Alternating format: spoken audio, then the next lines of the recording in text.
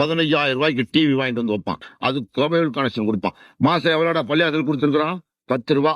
கேபிளுக்கு எவ்வளோடா கொடுத்துருக்கான்? மாசம் 100 ரூபாய்.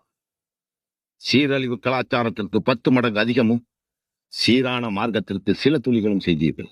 அற்பகரியங்களுக்கு மார்க்கத்தை விற்ற மக்கள் நீங்கள். மனதை விற்ற மக்கள், உங்கள் ஈமானை விட்டு விட்ட மக்கள், பேகால் மனதுடையவர்கள், கல் நெஞ்சுடையவர்கள், அல்லாவை பரிபூர்ணமாக நெஞ்சிலே தாங்கிய மக்கள் அல்ல, அல்லாவின் அச்சமுடைய மக்கள் அல்ல.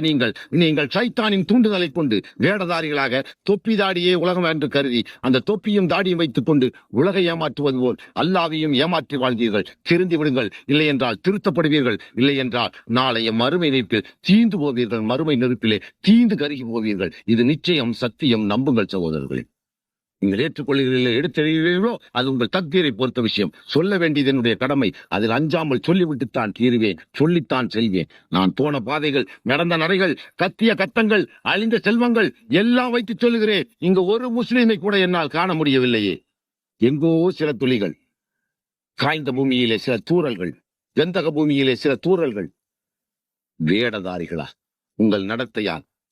பாருங்கள், சில பேர் இஸ்லாமாவையே தவிர்க்கக்கூடிய அளவுக்கு பாவங்களை செய்கிற மக்களாக நீங்கள் இருக்கிறீர்களே. அருவருக்கத்தக்க நடைகளை வைத்திருக்கிறீர்களே, நடைமுறைகளை.